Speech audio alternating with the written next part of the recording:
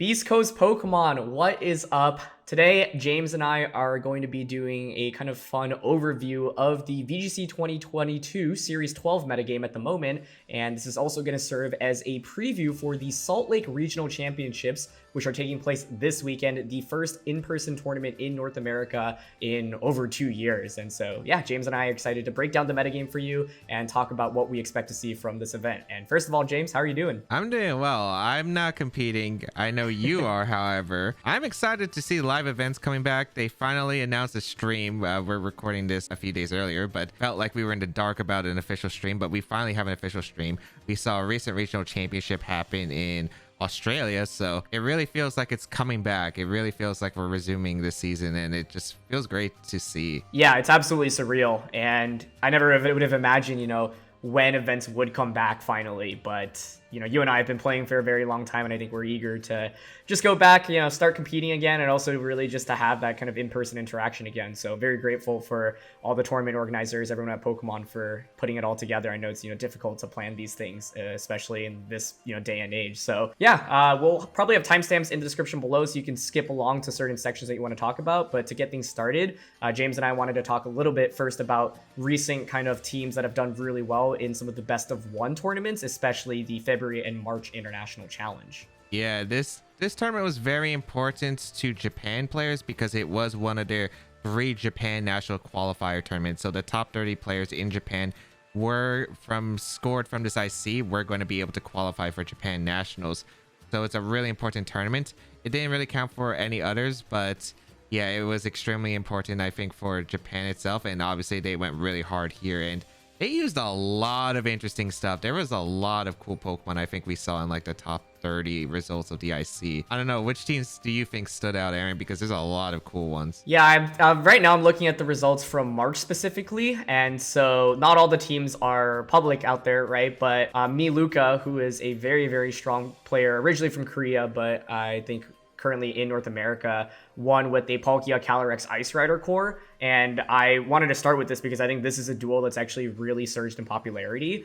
Now, I don't see it like in terms of volume, I don't see it all the time, but I think a lot of top players have caught on to this duel specifically, and it's actually one of the picks that I expect to see very frequently going into Salt Lake Regionals, because I think a lot of the metagame up until now has oriented itself around faster teams with Tailwind, right? Whimsicott Tornadus with like Kyogre and Zacian, for example, or sometimes with Yveltal. But this new Palkia kind of Calyrex Ice duo is one that I think has popped up more recently, took home the March International Challenge, and so that's what I have my eyes out on. But some other teams and cores that I've seen, I know Joe UX9 actually finished second in the International Challenge with Groudon, Zacian, Charizard, Grim, Instinct, Gastro, just a really consistent core. I've seen that really running around quite frequently in the last month or so. And then you've got so many other duels, right? Like Kyogre, Zacian still really good. Kyogre, Dialga. We've seen Zacian, Kyurem White. Kyurem White's one that's interesting.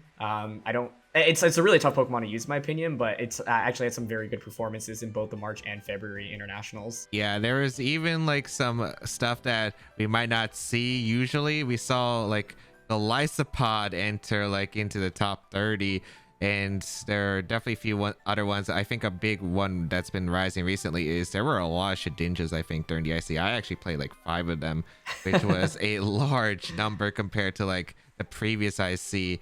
And then, of course, there were still a lot of other things. I think this IC kind of balanced out. We saw some cool stuff, though, like Regidrago, for instance. And it's just really interesting to see, because I feel like this IC, well, the March one specifically, there were a lot of, I think, teams that were kind of more expected, I think, compared to the February. I think February had a lot more wild results. But yeah, I think like we kind of saw more of like what we would expect, I think, from most cores, I think, in the March IC this time around. Yeah, I think one thing that's really interesting as we talk about these online tournaments is the difference between best of 1 and best of 3. Now, with these in real life events, especially Salt Lake Regionals, which is taking place this weekend, these tournaments are best of 3, right? And that's a really big difference from trying to just win a single game, because it means that a lot of maybe the surprise strategies that have heavy payoffs in best of 1 don't have nearly as much reward throughout an entire set. Maybe it's enough to net you a win in best of 1, but I've seen some examples of really surprising sets. For example, Focus Sash Calyrex Ice Rider, or the Babiri Iron Defense Body Press set, which I actually think is actually good enough to be consistent even in best of 3. You have seen like Max Speed Calyrex Ice Rider, especially with Focus Focus Sash and Helping Hand. And so, you can run a lot of really surprising strategies, and these strategies are super, super good in best of one. And I'm curious, going into Salt Lake, do people just stick with things that are a little bit more consistent, right? Use Pokemon that they're familiar with, and then like not have any really crazy movesets? Or will some players bring some really spicy heat to the tournament? I don't know personally, and I think a lot of the top teams I've seen more recently have actually been very oriented for best of one play. So I'm curious what your take is, and how some of these top performing teams from February and March you think would stack up in a best of 3 format. Yeah, I think there are like maybe a few ICs compared to like previous years. I think we saw a few IC teams like have some influence, and I feel like a lot of them were like, you knew the team, you probably played on the showdown ladder, you faced against them. However, a lot of them probably didn't have the same impact as like what would happen in a best of 3 event. So I do agree there, but usually there are a few teams that or cores at least that definitely I think take some inspiration and are adjusted more. I think like for instance a lot of Calyx, Ice Rider, and Palkia, as you mentioned before, it's a duo that kind of like rose up I think during the February IC specifically, and was really strong as well during the March IC. And I've seen so many different variants, but I feel like it's been pretty consistent of what you would generally see for the most part. It's just mainly the Calyx or the Calyx sets and the Palkia sets might be a little bit different depending on which version you'll face. However, I feel like all of them can definitely like work in a best of 3 setting, especially since the team's usually consistent with getting Trick 'em Up with like double redirection, usually with NDD Amoonguss. You'll have Fake Out with Incineroar, and then you'll just see like a lot of different partners specifically for like a player's preference. So it's definitely interesting to see, and I think that there are a lot of cool Pokemon that just could work as well, even in the best of 3 setting. We saw like the February IC, for instance, the Persian, for instance, and even though Persian like it had a very unexpected moveset, I think like it could still really work well in the best of 3. I actually used a very similar team throughout the IC, using Weavile instead of the Persian, and it was really good, I think, and I think it could still do well in the best of 3 setting too. Yeah, and as we transition to best of 3 play, we also have results from a regionals in Brisbane, which took place pretty recently. So this was, I think, the first return to in real life events. And yeah, it's really interesting to see because, it gives a good picture of where the metagame is at the moment. So we'll have a graphic on the screen showing the top placing teams, but yeah, I think, the first thing to look at, especially when you look at the top 8 teams, is that there's obviously a lot of Zacian plus Kyogre specifically. The Calyrex and Palkia duo did end up making it all the way to the finals. And I think, yeah, as you can see, in that finals matchup specifically, like Ferrothorn is just a huge thorn, no pun intended, or maybe pun intended, to deal with, right? And so Ferrothorn's one of those Pokemon I definitely have on my radar, I think, going into this regionals as well, because a lot of players like to use the Iron Defense Body Press stuff, and it's really good into a lot of like the more Trick Room oriented teams. But overall, yeah, I mean, looking at the top 8, I think mostly restricted duos and comps that I'm not too surprised to see, and overall a lot of Tailwind plus Kyogre specifically, or more specifically, like Tailwind plus Kyogre or Grimmsnarl plus Kyogre for kind of utility and bulk. Yeah, I think a lot of the teams we kind of just see a lot of, I think we would expect them to do well in the tournament. We have the Zacian Kyogre, for instance, with the Grimmsnarl. That was a very common team. It looks like 3 out of the top 8 teams actually had it. And that was a team that won the VR tournament, I believe. Joe used that to win. And then you got some other stuff that we saw, like we see Zacian Groudon on teams. We see Zacian Yveltal commonly with the same partners. And then I think we have a few standouts, specifically like the Calyx Shadow Rider Zacian with like Rotom Heat, which is an interesting tech with Ditto. And then the Dialga Ogre team, which is the only Dialga that made the top 8. And yeah, it definitely had some pretty interesting Togekiss as well with Porygon 2, which we didn't see previously. And I think that's going to be a thing for like Salt Lake City, where there's going to be like some Pokemon that are just really good in the matchup.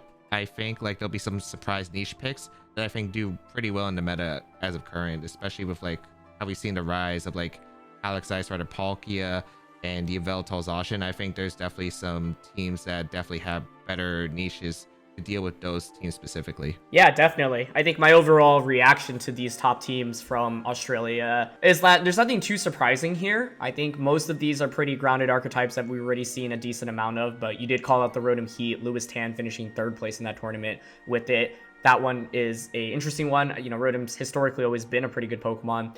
and it has a very good niche in Series 12, right? It matches up really nicely into Zacian. You have Will-O-Wisp pressure with it as well. And so, yeah, it's a Pokemon that we don't see that frequently, but it makes sense to see it in the top 8. A bunch of Porygon 2s. I think that's actually one thing that really caught my eye, with 3 of the top 8 players using Porygon 2. Porygon 2 and Dusclops were 2 of the premier Trick Room users in previous formats before the restricted formats in Sword and Shield. And I feel like they kind of fell out of favor, but now I feel like I'm seeing a return of both Porygon 2 and Dusclops. And at the end of the day, it's because they're just really bulky Pokemon that can tank max moves, right? And they can heal back with either Recover or Pain Split, respectively. And so to see so many of the Porygons make it into the top 8 is definitely interesting.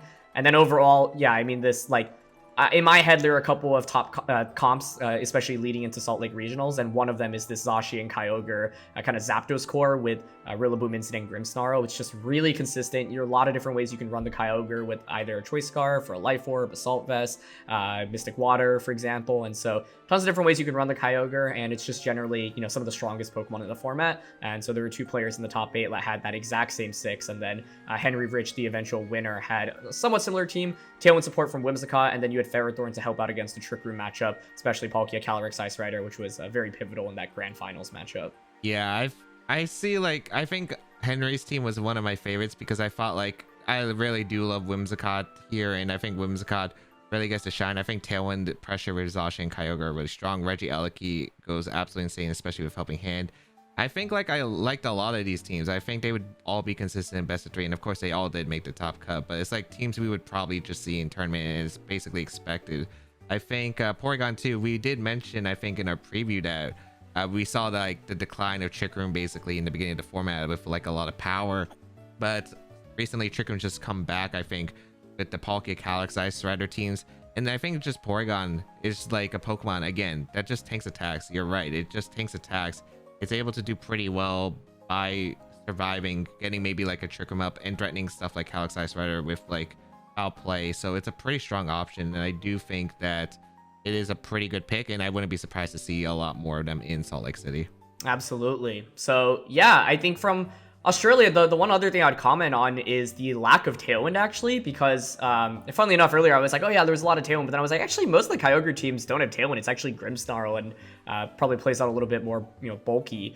But with Whimsicott actually taking home the event, it's still clearly got a lot of potential, right? But if you look at even just the top 16 teams, like I think first place had Whimsicott, and then the only other team with Tailwind was Tornadus on a Kyogre team all the way at 16. So I think that part is interesting to me, because I felt like in the beginning of the format, like you and I talked about previously, there was so much Tailwind, and now it's definitely not as popular. I don't know what the usage rate for Whimsicott and Tornadus in that event particularly were, but yeah, it seems like now, people are moving away towards maybe bulkier picks, especially Trick Room, like you just called out. Yeah, I think especially since like Tailwind mirrors were very common, and I think a very common thing still in Series 12. And maybe players just like maybe slow down the pacing, get more consistency with damage output instead of like going for potential speed ties to just win the game. And I could definitely see that being like a potential route. We definitely see that, I think, as a metagame usually develops more over time, that players will usually opt for more bulkier teams, especially during the Worlds period, where I feel like it just ends up working better. Absolutely. So now we get into the bread and the butter, of course, actually previewing Salt Lake and the metagame for it this weekend. So in my head, basically, there are a couple of archetypes that I expect to be really popular. I'm just going to list them out, and then curious on your takes, if you think I've missed any, or what you think, whether or not some of these are actually deserving to be up in there. But to me, like the top duos or top archetypes that I expect to see are, Kyogre, Zacian with Tailwind, which we just talked about. Kyogre, Zacian without Tailwind, so that's with like Zapdos or Grimmsnarl. That's the comp that we talked about in Australia. Groudon, Zacian, Sun, often paired with Charizard and Gastrodon, for example, as well as Grimmsnarl. Calyrex, Shadow Rider plus Zacian Hyper Offense, especially paired with either Tailwind or things like Thundurus or Regieleki. These teams just kind of aim to outpace you, outspeed you with really, really fast Pokemon and KO you as quickly as possible. Palkia, Calyrex, Ice Rider, Trick Room, which we had already talked about a good amount leading into this. And then Yveltal, Zacian, just because that's a super, good core of restricteds. And so those are like the ones that I expect to see most frequently going into this tournament. Yeah, I wouldn't be surprised. I mean, they are probably like the top most used restricted pairs at the current moment. And there's a reason why. They're pretty flexible with how they can play for the most part, and are pretty consistent in general. However, yeah, there's definitely room for, I think, a lot of different teams as well and different other players as well. I actually think that I could see some sneak into the top cut, especially where we did see that one Dialga actually did make it into the top 8 of Oceania. Why not potentially some other restricted duos as well? I think there's like a few that probably do really well in the meta right now. For instance, we saw in the international challenge that Kieran White has been doing pretty well recently, and I do think that we saw did win a tournament as well, the the Hattering tournament, and I do think it's actually a pretty strong mon, especially with access to freeze dry, and with Fusion Flare, it's actually a pretty big threat to the Calyx, Ice Rider, Palkia teams in general. So I could definitely see players taking it for that matchup. It also does decently well against the Zacian Kyogre if you play well against the Zacian. So that is a Pokemon I could definitely see. I think Dialga, again, I've said it before, but I do think Dialga still has a lot more potential than what it currently has. And it's just really good against, I think, the Palkia and the Calyx Ice Rider team. And I think it has more potential to grow because it's also really good into the Grimmsnarl and the Calyx Shadow Rider. And then I think what you said before, Solgaleo. I think Solgaleo is actually something that can also be pretty impressive for this tournament. Although Yveltal kind of gives it a little bit of trouble, I think that Solgaleo can really threaten, I think, the Palkia as well as the Calyx Ice Rider matchup as well.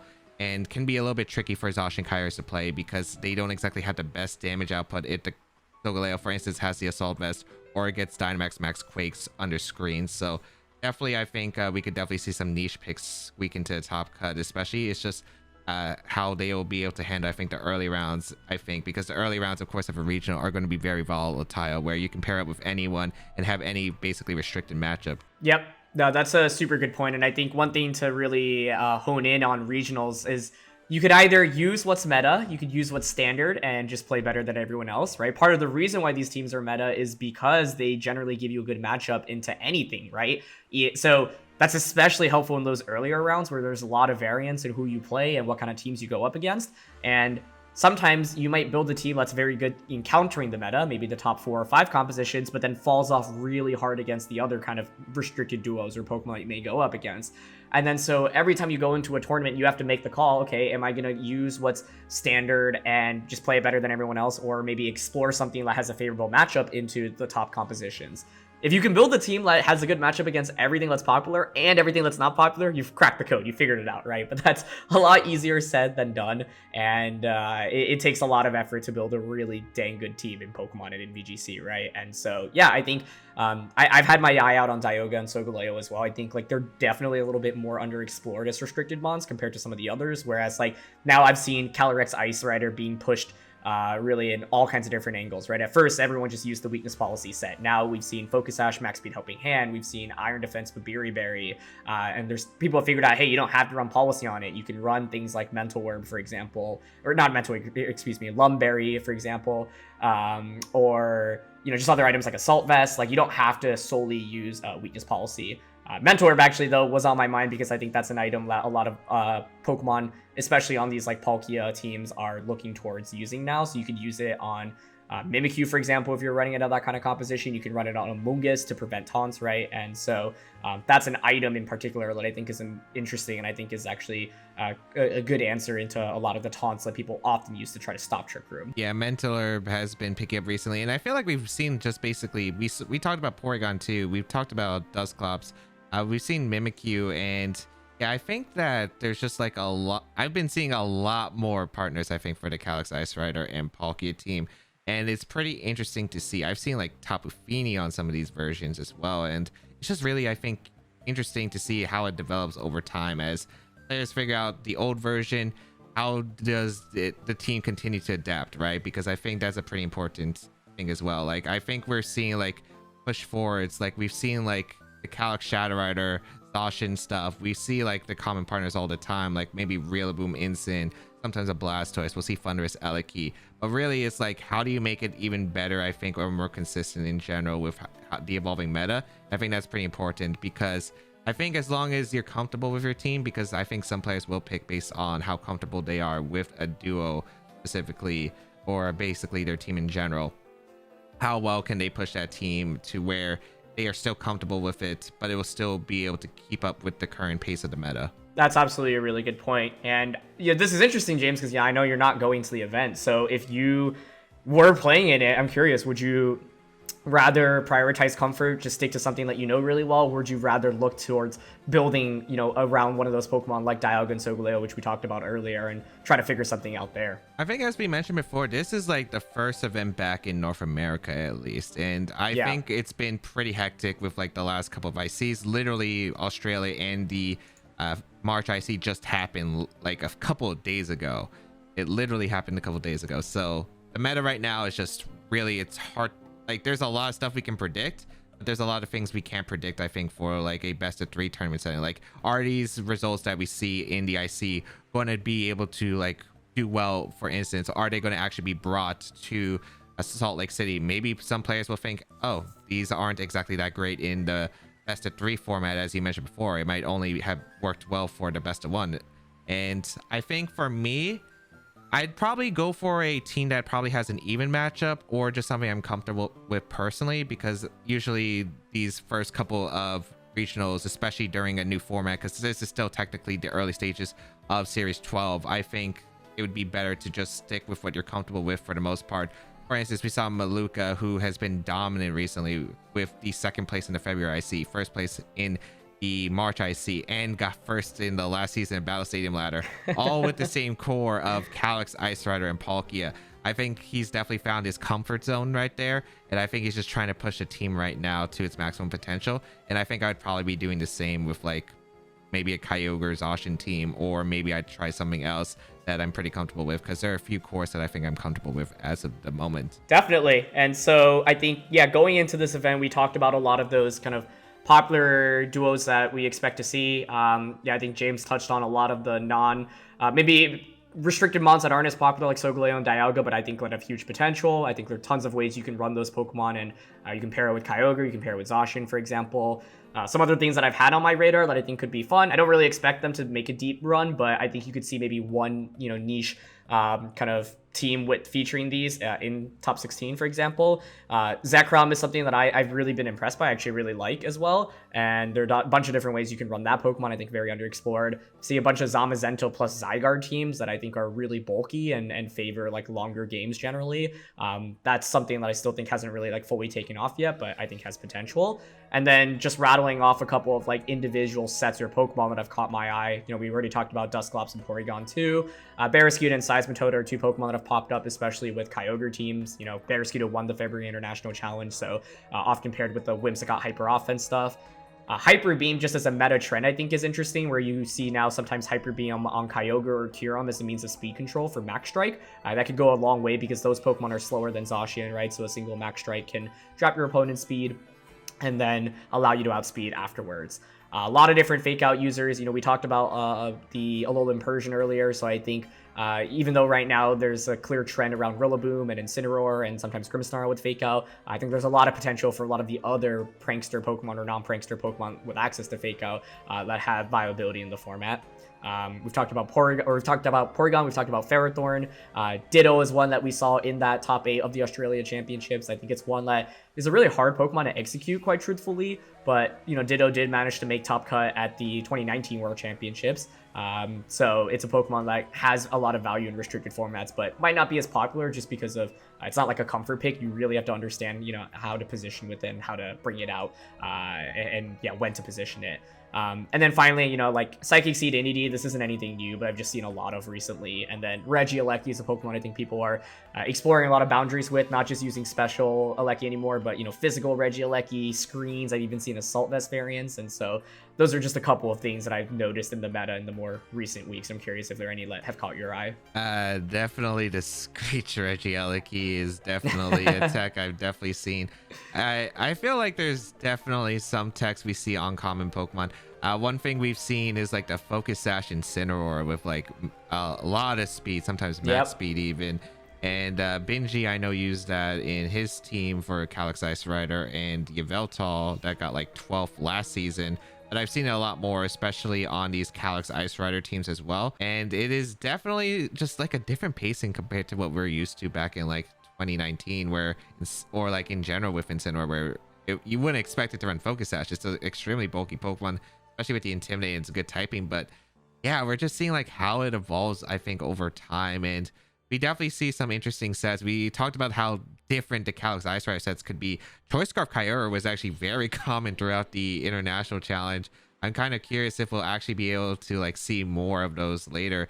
And yeah, I mean, we see the Psychic Seed Entity. We see Amoonguss is a pretty interesting one because we've seen like Spore, Rage Powder. You'll pretty much always expect those, but like I think the support move really changes. I think the matchup, like for instance, on the Calyx Ice Rider Palkia teams, you could run. I've seen Pollen Puff. I've seen Foul Play. I've seen like Grass Move for dealing with Gastrodon. I think it's just really interesting, like how these little changes, like these one move changes, can really just affect an entire dynamic of the team. And I've seen like Trick Room Dialga as well, which usually we would see the 4 attacks Dialga for the most part. And yeah, I mean, it's going to be interesting, I think, seeing what kind of techs that these players will decide to opt for in the Salt Lake City Championship, because they'll know better than I do how it will work against other teams, but it will be interesting for sure. Awesome. So I think, yeah, the last 2 things we want to talk about with you. First of all, just talk about the field going to Salt Lake. Obviously, first regionals back, and I don't know if there's a public player roster yet. I think No, there isn't, unfortunately. Yeah, I saw there were just under 200 players registered, so I'm curious if it breaks the 200 threshold, but you know, because we don't know everyone that's going there, it's going to be hard to talk about the entire field, but I'm curious what names that you have an eye out for going into this tournament. I mean, it really just depends. We obviously know that world champion, well, 2016 world champion Wolf Glick is going. I believe Aaron Trailer is going. I think you would probably know that. I'm not sure. He is attending.